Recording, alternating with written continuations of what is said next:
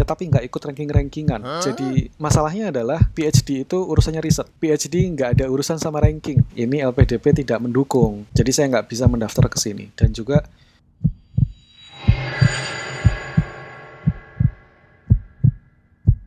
Assalamualaikum warahmatullahi wabarakatuh. Teman-teman, saya Rifki. Halo, salam kenal. Di channel ini saya akan melanjutkan serial cerita tentang beasiswa ya. Pertama saya bercerita tentang beasiswa dosen bridging course PTA, perguruan tinggi akademik ke Irlandia. Kemudian yang kedua adalah tentang evaluasi kesan-pesan dari proses wawancara beasiswa LPDP tahap 2 tahun 2022. Dan yang berikutnya kali ini saya mau bercerita tentang keseluruhan rangkaian dari perjalanan 3 tahun bagaimana upaya saya mengamankan kampus S3 dan beasiswa PhD luar negeri. Tanpa berpanjang lebar, kita langsung saja di tahun yang pertama, yaitu tahun 2020. Saya menjadi dosen di tahun 2018 dan 2 tahun setelahnya menuntaskan kewajiban jabatan fungsional, kemudian juga adanya instruksi ya dari pimpinan bahwa staf master harus segera melanjutkan studi S3, jadi memasuki masa-masa persiapan untuk S3. Dan di antara yang pertama adalah bulan-bulan bagaimana saya mengupayakan untuk mendapatkan hasil bahasa yang disyaratkan untuk masuk ke kampus-kampus di luar negeri. Karena di awal ini saya sudah berniat untuk melanjutkan PhD di luar negeri. Dan nasibnya kita tahu semua bahwa di bulan Maret itu informasi COVID ya, itu mulai mewabah di Indonesia. Dan ini memberikan dampak terhadap bagaimana saya bisa memenuhi persyaratan bahasa Inggris. Yang pertama TOEFL ITP. Ini masuk ke dalam opsi saya perlu mempersiapkan skor TOEFL ITP. Secara biaya dia murah, hitungannya sekitar 500 sampai 600 ribu. Tetapi yang pertama saat terjadi pandemi itu awal-awal tidak ada tes TOEFL yang membuka. Dan yang berikutnya adalah ini tidak bisa digunakan untuk aplikasi beasiswa LPDP karena ada beberapa sasaran beasiswa yang saya kejar ya, misalkan ada DAAD, AAS, kemudian kalau Jepang biasanya bisa untuk TOEFL, tapi sasaran saya ini nggak bisa dibuat mendaftar aplikasi. Kemudian jadi ini skip TOEFL ITP. Kemudian berikutnya adalah TOEIC Listening Reading ITC. Ini ternyata ada. Jadi saya daftar itu di bulan Maret. Saya booking, saya catat ini di awal-awal bulan Maret. Kemudian test date adalah 12 hari setelahnya di Maret tanggal 24. Tetapi yang terjadi adalah saya diminta untuk mereschedule pada tanggal ini 18. Kenapa di reschedule? Karena sudah ada kesadaran dari pemerintah dan seluruh organisasi institusi untuk melarang adanya kegiatan bertemu atau layanan-layanan untuk tes bahasa Inggris ini. Otomatis saya melakukan reschedule dan ternyata yang terjadi adalah ini upaya repetitif ya. Jadi berulang-ulang reschedule dari Maret ke April, April ke Mei, Mei ke Juni, Juni ke Juli, Juli ke Agustus, Agustus ke September, dan September ke Oktober. Jadi ada jeda 7 bulan lamanya, yang mana itu isinya ada saya sekali kena COVID juga, jadi pemulihan juga di bulan Agustus Juli itu. Tapi ya itu luar biasa, ceritanya panjang ya, bagaimana kita semua mengalami masa-masa awal dari pandemi COVID. Dan akhirnya adalah tes ya pada Oktober tanggal 6 di Unila, dan hasilnya adalah reading saya dan listening saya ini, dan total skornya 920. Kenapa saya memilih TOEIC? Karena dulu beberapa seleksi LPDP sebelumnya itu menerima TOEIC untuk digunakan sebagai aplikasi. Saya pikir ini paling murah ya, karena TOEIC sekitar 630.000 saat itu, sangat terjangkau, dan itu memberikan kepercayaan diri untuk saya melanjutkan tes IELTS. Saya nggak berani langsung tes IELTS karena yang pertama dia mahal, ya ini saya akhirnya ambil di IELTS Academic kerjasama IELTS dan Sun Education Lampung, mahalnya 2,9 juta. Tapi belakangan sepertinya juga naik ya, naik perlahan-lahan begitu karena kondisi dolar atau kondisi pound sterling dunia. Kemudian dari Oktober ini saya booking tanggal 10 ya, jadi beberapa hari setelah TOEIC-nya dapat hasilnya, maka saya pede untuk mengambil tes IELTS karena dalam setahun ini sudah kayak terbuang ya, karena antara Maret dan Desember ini perjuangan yang luar biasa bagi dosen untuk beradaptasi dengan kondisi mengajar harus online, dan alat-alat online itu masih meraba-raba bagaimana untuk mengajar matematika, fisika, apalagi prodi saya teknik fisika begitu ya, itu masih berat untuk beradaptasi. Mungkin kalau prodinya sastra atau sosial mungkin lebih mudah, mungkin saya juga kurang tahu. Dan akhirnya terjadilah speaking test dan hari tes tulis itu di 18 dan 19 Desember tuh, kemudian hasilnya muncul di Januari. Kemudian saya lanjutkan di Desember itu juga saya belum mengantongi IELTS, tetapi saya nekat untuk mendaftar Mary Sklodowska Curie Action PhD Fellowship, topiknya Automotive Audio Signal Processing di KU Leuven, Belgium. Ini adalah aplikasi pertama kali saya untuk mendapatkan posisi PhD researcher atau students. Ya, ini tentang iSpot Project. Barangkali teman-teman kalau tertarik bisa membukanya, tapi yang pasti sudah ditutup ya, nggak akan ada opening lagi, pasti baru dibuka ketika rombongan PhD ini udah pada lulus, jadi sekitar 3-4 tahun lagi. Mungkin video ini masih kalian tonton dan mungkin ini di tahun 2024 atau 2025 ini baru ada pembukaan MSCA yang baru, dan diumumkan sekitar 6 bulan setelahnya oleh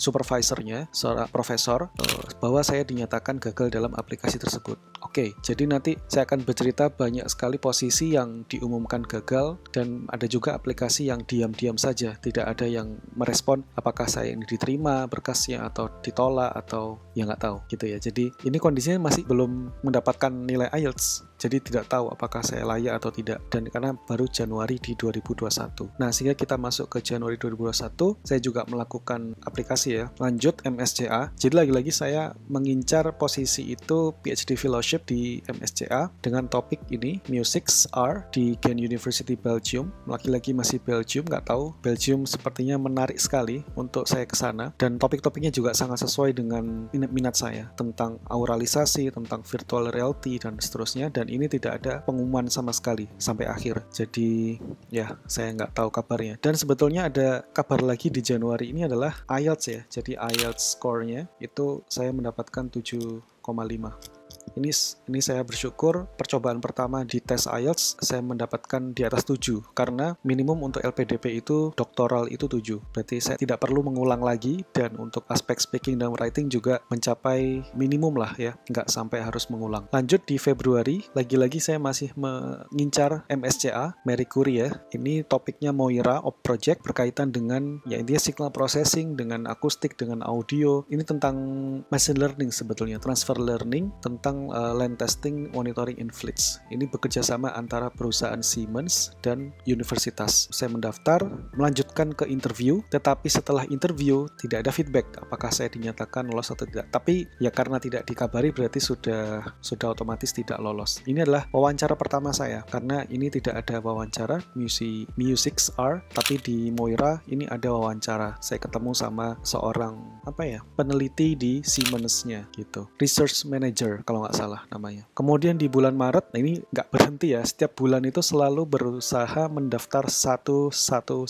Di bulan Maret, karena saya sudah mengantongi IELTS 7,5, nggak tanggung-tanggung, saya scanning itu lowongan MSCA, ada program yang dibuka MSCA Audio Signal Enhancement di Fraunhofer IDMT, Oldenburg, Germany. Ini akhirnya lanjut ke wawancara juga, tetapi sekali lagi mereka sepertinya tidak memberikan feedback yang positif ya. Jadi pada akhirnya hasilnya adalah tidak diterima tentu saja, karena tidak ada kelanjutan. Kemudian untuk MSCA berikutnya adalah Scalable Immersive Audio Reproduction di Oldenburg, Germany. Ini saya sudah hampir jatuh cinta sekali nih dengan kota Oldenburg. Saya setiap hari menonton video-video kota Oldenburg-nya, orang yang keliling di taman-tamannya, di universitasnya, dan bahkan ini adalah universitas yang memiliki program studi teknik fisika, engineering physics. Jadi saya sangat menyukai dan menduga ini akan menjadi pelabuhan terakhir saya dalam perjalanan mencari posisi S3. Ini tahun 2021 Maret ya. Tapi tunggu dulu, saya akhirnya mengikuti berbagai wawancara. Ini kayaknya saya sudah sampai 3 atau 4 kali wawancara. Jadi profesornya itu penasaran dengan saya digali terus, dan sepertinya saya sengit dengan calon kandidat yang lain, dan pada akhirnya saya dipertemukan dengan mahasiswa PhD, ada 2 orang yang di sana. Kemudian mereka karena akan menjadi partner ya, sepertinya harus menilai saya, sepertinya saya ini layak atau tidak, dan mungkin hasil penilaian mereka adalah saya tidak layak, saya tidak cocok untuk project ini. Jadi ya announce failure, gagal ya, saya diumumkan gagal. Tidak berhenti di situ, saya juga Marie Curie Network Audio Signal Processing, ini di Aalborg University Denmark. Ada kawan yang di Denmark dan dan saya pengen juga ketemu di Denmark ya, kalau bisa di sana. Ini topiknya tentang jaringan, tapi nggak terlalu detail. Juga diundang ke wawancara, profesornya keren, kayak raja atau pangeran Viking begitu, rambutnya panjang. Mungkin kalau beliau didandanin bawa pedang gitu, ya orang Viking banget lah. Tapi pada akhirnya tidak ada pengumuman akhirnya, ya sudah, anggap aja tidak lolos. Dan di bulan April itu ya terdiri dari interview yang terjadi di bulan Maret itu. Kemudian di bulan Mei masih tidak berhenti untuk mendaftar Marie Curie. Ini konsorsium ya, SOUNDS namanya, Service Oriented Ubiquitous Network Driven Sound. Ini perusahaan mobil, saya nggak tahu pengucapannya bagaimana, tapi saya menduga ini cabang Jerman karena di lowongan proyeknya itu nanti akan ditempatkan di Oldenburg, Jerman. CRNC ya, Cerence atau apa nggak tahu. Inilah perusahaan AI, Artificial Intelligence, untuk diterapkan di kendaraan mobil pribadi. Saya submit tapi tidak ada undangan wawancara dan juga tidak ada pengumuman akhir. Kemudian ini adalah pembuka yang luar biasa, yaitu Special Research Fund. Ini BOF ini adalah bahasa Belandanya, yaitu lowongan PhD Computational Bioacoustics yang kemudian ini menjadi minat saya yang terus bergumul sampai detik ini di Ghent University Belgium. Jadi ada lowongan, kemudian saya mendaftar, dan di pendaftaran itu saya melanjutkan ke wawancara sekali dan kemudian saya diumumkan gagal. Tetapi sebetulnya ceritanya adalah saya tidak diumumkan,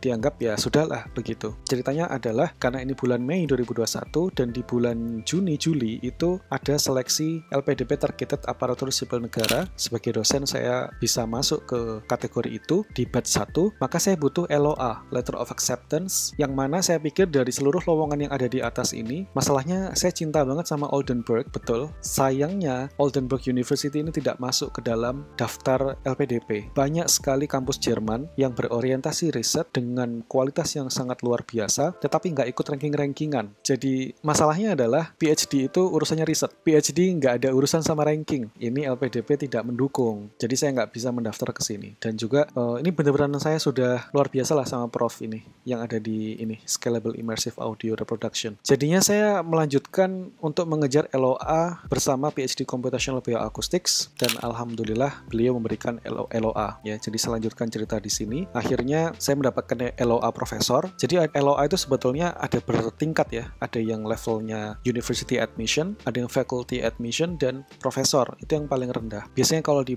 Asia atau di Jepang, Korea itu biasanya menggunakan surat sakti profesor, itu sudah cukup. Tetapi LPDP sebetulnya yang diterima adalah Faculty atau University Admission dan kampus tujuannya adalah Ghent. Dan melalui seleksi ini, meskipun saya LOA unconditional, saya tetap mengikuti tes bakat skolastik ya, karena Ghent ini tidak masuk ke dalam daftar top university. Jadi ini mungkin masih urutan yang ratusan lah ya, tidak sampai top 15 atau top 10. Dan hasil tes bakat skolastiknya saya mendapatkan total 38. Ini harus dikalikan 5, benar, 38 yang benar, maka hasilnya adalah 190.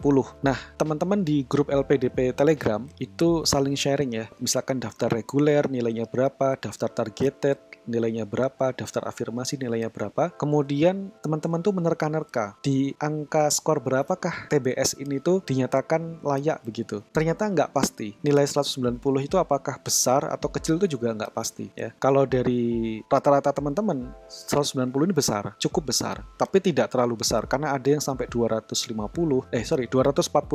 itu ada. Dan kalau skor TBS kita dijumlah dengan administrasi, dijumlah dengan wawancara, maka total nilai saya itu adalah 1303. Sementara passing grade untuk lolos di jalur targeted itu adalah 850.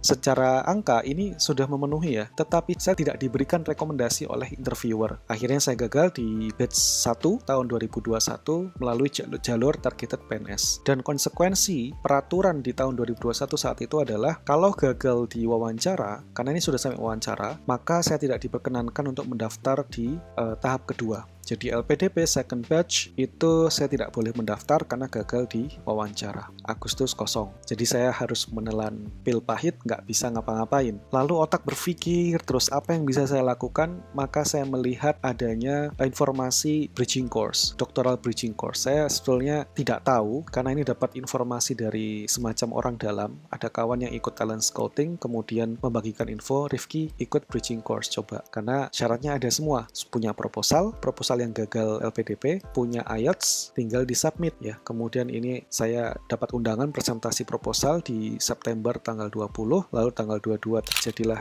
presentasinya. Kemudian tidak lama dari itu, tanggal 27 September, ada permintaan untuk mengisi konfirmasi bidang studi. Saya duga ini untuk memetakan di manakah kemungkinan tujuan kampus atau negara-negaranya yang cocok ya. Oke, jadi saya memilih tentu saja fisika bangunan, akustik, dan seterusnya. Kita lanjut ke Oktober 2021, dan alhamdulillah saya lolos seleksi bridging course dosen PTA gelombang 2 tahun 2021. Dan lalu beberapa hari setelahnya, kebetulan paspornya habis, jadi harus diperpanjang dan minta rekomendasi dari Kemendikbud Ristek saat itu, dan akhirnya juga mengurus pengajuan SPSetnek melalui BLN Dikti. Jadi ternyata nama departemen atau divisi di dalam kementerian itu masih nama lama, BLN. Ini adalah departemen yang mengurusi kepentingan dosen atau untuk beasiswa luar negeri, Dikti. Kemudian ke November 2021, alhamdulillah terlaksanakan bridging course dibiayai oleh LPDP Kemenkyu Republik Indonesia dengan BPI Kemendikbudristek, dan tujuan kampusnya nama lamanya adalah National University of Ireland Galway, NUI Galway. Kalau nama barunya adalah University of Galway. Kebetulan nama baru ini di tahun 2022 ya. Jadi mereka merename, tujuannya adalah untuk agar bisa dikenal lebih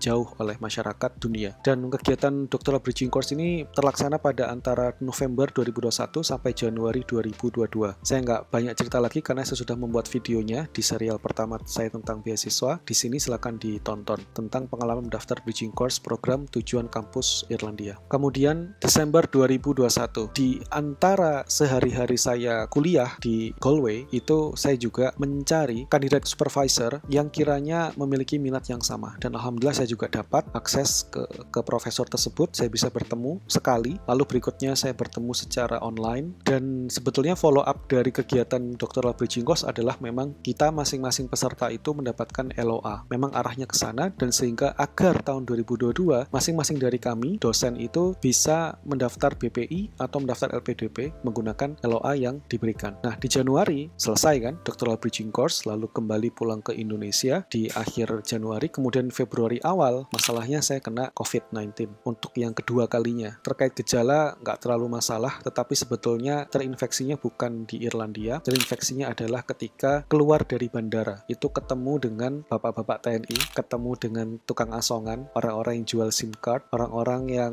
memanfaatkan bisnis lah pokoknya secara tidak baik saya kira. Dan itu mengakibatkan dari kita semua, hampir satu bis itu positif akhirnya. Jadi sangat sedikit yang tidak positif karena hampir seluruhnya positif. Terinfeksi di Wisma Pasar Rumput, DKI Jakarta, dan ini betul-betul menghambat proses persiapan saya untuk mempersiapkan PPI PTA S3 LN di batch 1 atau juga LPDP reguler atau PTUD first batch di 2022. Jadi saya skip, tidak mendaftar ini karena betul-betul itu menghambat. Jadi gimana ya, 21 hari atau lebih saya terjebak di karantina di Jakarta, itu tidak punya meja kerja, tidak punya kursi kerja. Saya ngajar di lantai begitu. Saya masih harus mengajar mahasiswa saya. Kemudian kondisinya sangat tidak layak. Sekamar itu bisa berdua sampai bertiga orang. Pokoknya nggak bisa ngapa-ngapain sebetulnya. Tapi kalau dipaksakan ya harus bisa. Itu kondisinya. Jadi benar-benar pikiran tuh nggak bisa berkonsentrasi untuk merancang proposal riset yang bagus begitu. Itu nggak bisa. Dan akhirnya saya mencoba untuk bisa nggak daftar BPI PTS 3LN di bulan Maret. Lalu saya mengontak profesor yang sebelumnya memberikan LOA kepada saya untuk mengupgrade LOA dari LOA profesor menjadi LOA faculty admission atau university admission. Dan beliau gagal untuk membalas email saya, padahal saya mengirimkannya 2 kali. Saya menduga Belgium saat itu sedang naik-naiknya COVID dan mungkin beliau meninggal. Atau mungkin beliau sudah tidak tertarik dengan saya karena ini Rifki nggak jelas, ternyata nggak ngabarin. Padahal bulan Januari, saya Desember Januari itu masih berkirim email dengan beliau dan saya melaporkan bercerita bahwa Prof, saya lagi di Irlandia, saya lagi memperbaiki kualitas saya misalkan gitu, saya sedang mengevaluasi diri, mengupgrade wawasan saya tentang dunia S3. Itu kita masih beremail di Januari, Desember. Kok Maretnya tidak membalas? Lalu saya panik, apa yang terjadi? Akhirnya saya malah skip BPI.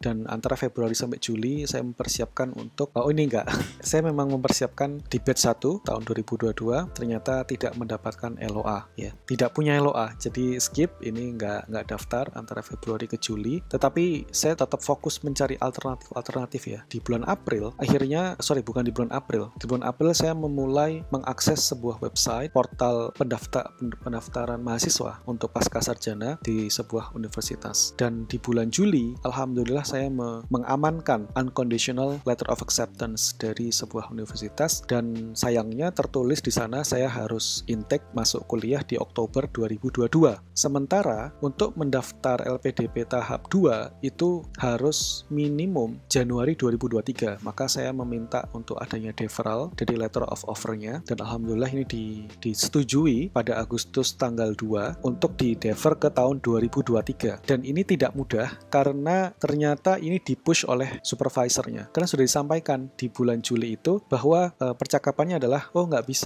nggak bisa dapat deferral lebih dari setahun karena nanti baru diurus ketika sudah selesai Oktober. Lah gimana selesai Oktober? Kan saya harus daftar LPDP begitu. Mereka nggak mau tahu. Tapi saya ngadu ke profesor dan akhirnya beliau membantu. Dan ternyata kok aneh sekali, hanya perlu dikerjakan 1 hari. Ternyata selesai 1 hari. Itulah ya, birokrasi dan administrasi itu betul-betul perlu kekuatan orang dalam ya. Kalau orang dalamnya itu sendiri adalah profesor ya, tentu saja akan didengar. Ya tolong ini diurus mahasiswa S3 ya kan. Masa mau kehilangan calon mahasiswa S3. Dan akhirnya di Agustus saya mendaftar untuk LPDP reguler perguruan tinggi utama dunia di batch kedua tahun 2022. Secara detail saya akan membahas ini di video yang lain, dan deadline aplikasi itu tanggal 5 Agustus. Jadi bayangkan bahwa saya baru mengantongi deferral letter plus LOA unconditional itu di tanggal 2. Kemudian pada tanggal 5 inilah deadline dari aplikasinya, dan tampak di screenshot yang saya punya di sini beasiswa perguruan tinggi utama dunia saya baru submit di tanggal 5 jam setengah 5 sore. Jadi ini kayaknya masih di kantor, jadi saya klik submit, kelar.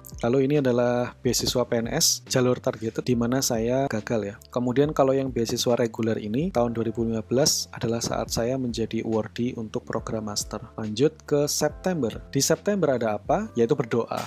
Persiapan ya, isinya persiapan, wawancara. Jadi menghadiri ada workshop dari grup LPDP Telegram. Pembicaranya sangat bagus, jadi terinspirasi apa yang harus disiapkan untuk wawancara di bulan Oktober. Dan di Oktober terjadilah seleksi substansi wawancara tanggal 6 Oktober. Dan hasilnya itu 1,5 bulan berikutnya, yaitu di tanggal 11 November pengumuman hasil substansi. Kemudian di bulan Desember, ya inilah saya saat ini sedang membuat video untuk teman-teman semua, melakukan kontemplasi dari seluruh perjalanan ke belakang dari 2022, 2021 dan sampai 2020, dan sampai sekarang masih terus mengevaluasi perjalanan ini karena saya juga belum S3 juga kan, faktanya kan begitu ya. Jadi ini masih berusaha mengamankan apa yang perlu diamankan. Dan itu cerita saya 2020 sampai 2022, dan evaluasi wawancara juga sudah saya buat di video sebelumnya, mungkin bisa ditonton. Dan sebelumnya saya mau promosi karena hasilnya adalah saya lulus LPDP tahap 2 tahun 2022. Cuma perjalanan ini terasa sendiri karena teman-teman di prodi juga yang harus berangkat itu 2 orang ya. Jadi saya dan seseorang, tetapi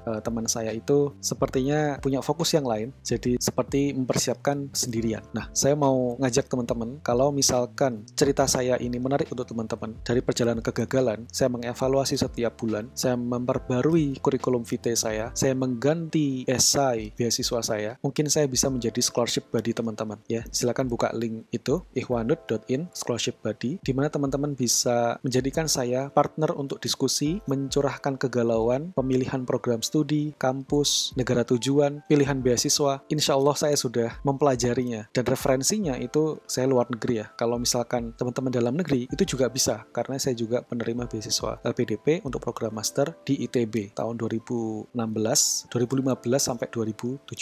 Saya kira informasi itu sudah tertuang semua di website pribadi saya, silakan diakses ke sana. Dan kalau video ini bermanfaat, boleh dibagikan ke jejaring teman-teman yang sedang bersama-sama berjuang untuk mendapatkan beasiswa S3 atau beasiswa S2 ke dalam maupun luar negeri, dan subscribe karena saya akan memberikan video-video yang lain yang berkaitan dengan akademik, mencari beasiswa, dan pastinya luar negeri. Itu saja dari saya Rifki. Sampai jumpa di kesempatan yang lain. Bye!